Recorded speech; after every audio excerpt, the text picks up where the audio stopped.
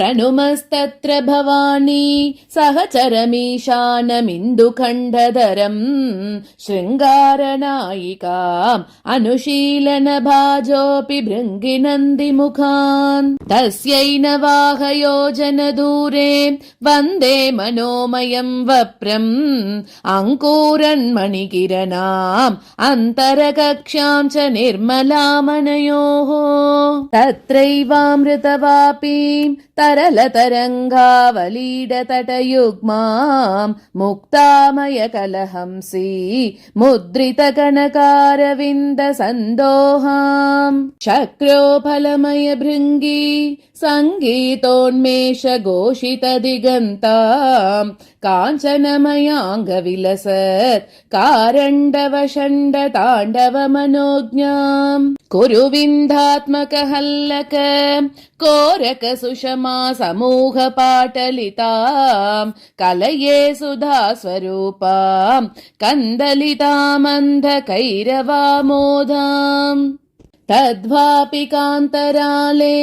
तरले मणिपोतसीम्नि विहरन्तीम् सिन्धूरपाटलाङ्गीम् सितकिरणाङ्कुरकल्पितवतंसाम् पूर्णेन्दुबिम्बवदनाम् पल्लवशोणाधर स्फुरितहासाम् कुटिलकवरीम् कुरङ्गिशिशुनयनाम् कुण्डलस्फुरितगण्डाम् निकटस्थपोतनिलयाः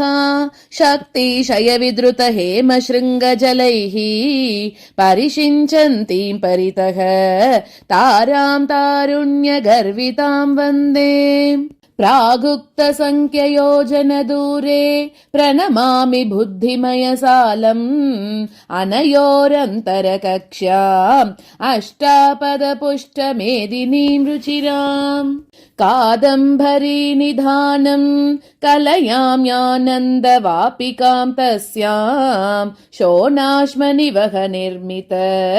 सोपानश्रेणि शोभमानतटीम् माणिक्यतरणि निलयाम् मध्ये तस्यामदारुणकपोलाम् अमृते शीत्यपिदानाम् अन्तः कलयामि वारुणीम् देवीम् सौवर्णके निपातनहस्ताः सौन्दर्यगर्विता देव्यः तत्पुरतस्थितिबाजः वितरन्त्वस्माकमायुषाम् वृद्धिम् तस्य पृषदश्वयोजनदूरे अहङ्कारसालमतितुङ्गम् वन्दे तयोश्च मध्ये कक्ष्याम् वलमानमलयपवमानाम् विनुमो विमर्शवापीम् सौषूम्नसुधास्वरूपिणीम् तत्र वेलातिलङ्क्यवीची कोलाहलभरितकूलवनवाटीम् तत्रैव सलिलमध्ये तापिञ्चदलप्रपञ्च सुषमाभाम् श्यामलकञ्चुकलसिताम् श्यामाविटबिम्बडम्बरहरास्याम् आभुग्नमसृणचिल्ली हसितायुग्मशरकार्मुकविलासाम् मन्दस्मिताञ्चितमुखीम् मणिमयताटङ्कमण्डितकपोलाम् उरुविन्दतरणि निलयाम् कुलाचलस्पर्धि कुचनमन्मद्याम् कुङ्कुमविलिप्तगात्रीम् कुरुकुल्लाम् मनसि कुर्महे सततम् तत्सालोत्तरभागे भानुमयम् वप्रमाश्रये दीप्तम् मध्ये च विपुलमनयोः मन्ये विश्रान्तमातपोद्गारम् तत्र कुरुविन्दपीठे तामरसे कनककर्णिकाघटिते आसीनमरुणवाससम् अम्लानप्रसवमालिकाभरणम् चक्षुष्मती प्रकाशनशक्ति छाया समारचितकेलिम् माणिक्यमुकुटरम्यम् मन्ये मार्ताण्डभैरवम् हृदये इन्दुमयसालमीडे तस्योत्तरतस्तुषारगिरिगौरम् अत्यन्तशिशिरमारुतम् अनयोर्मध्यम् च चन्द्रिकोद्गारम् तत्र प्रकाशमानम् तारानिकरैश्च परिष्कृतोद्देशम्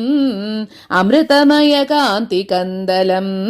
अन्तः कलयामि कुन्दसितमिन्दुम् शृङ्गारसालमीदे शृङ्गोल्लसितम् तदुत्तरे भागे मध्यस्थले तयोरपि महिता शृङ्गारपूर्विकाम् परिखाम् तत्र मणिनौ स्थिताभिः तपनीयारचितशृङ्गहस्ताभिः शृङ्गारदेवताभिसहितम् परिकाधिपम् भजे मदनम् शृङ्गारवर्णवर्यस्योत्तरतः सकलविबुधसंसेव्याम् चिन्तामणिगणरचितम् चिन्ताम् दूरीकरोतु मे सदनम् मणिसदनसालयोरधिमध्यम् दशतालभूमिरुहदीर्घैः पर्णैः सुवर्णवर्णैर्युक्ताम् काण्डैश्च योजनोत्तुङ्गैः मृदुलैस्ताली पञ्चकमानैः मिलितां च केसरकदम्बैः सन्ततगलितमरन्दस्रोतः निर्यन्मिलिन्दसन्दोहाम् पाटीरपवनबालक धाटी निर्यत्परागपिञ्जरिताम् कलहंसी कुलकलकल कूलङ्कषनिनद निचयकमनीयाम् पद्माटवीम् भजामः परिमलकल्लोल पक्ष्मलोपान्ताम् देव्यर्घ्यपात्रधारी तस्याः पूर्वदिशि दशकलायुक्त वलयितमूर्तिर्भगवान् वह्निः कोशोन्नतश्चिरम् पायात् तत्राधारे देव्याः पात्रीरूपः प्रभाकर श्रीमान् द्वादशकला समेतो ध्वान्तम् मम बहुलमान्तरम् भिन्द्यात् तस्मिन् दिनेश पात्रे तरङ्गितामोदममृतमयमर्घ्यम् चन्द्रकलात्मकममृतम् सान्द्रीकुर्यादमन्दमानन्दम् अमृते तस्मिन्नभितः विहरन्त्यो विविधमनितरनिबाजः षोडशकलासुधांशोः शोकादुत्तारयन्तु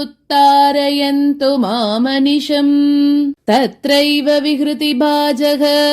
धातृमुखानां च कारणेशानाम्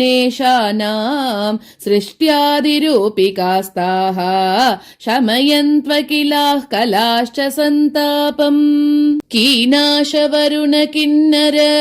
राजदिगन्तेषु रत्नगेहस्य कलयामि तान्यजस्रम् कलयन्त्वायुष्यमर्घ्यपात्राणि पात्रस्थलस्य पुरतः पद्मारमणविधि पार्वतीशानाम् भवनानि शर्मणेनो भवन्तु भासा प्रदीपित जगन्ति सदनस्यानलकोणे सततम् प्रणमामि कुण्डमाग्नेयम् तत्र स्थितम् च वह्निम् तरलशिखा जटिलमम्बिकाजनकम् तस्यासुरदिशि तादृश रत्नपरिस्फुरित पर्वणवकाढ्यम् चक्रात्मकम् शताङ्गम् शतयोजनमुन्नतम् भजे दिव्यम् तत्रैव दिशि निषन्नम् तपनीयध्वज परम्पराश्लिष्टम् रथमपरम् च भवान्याः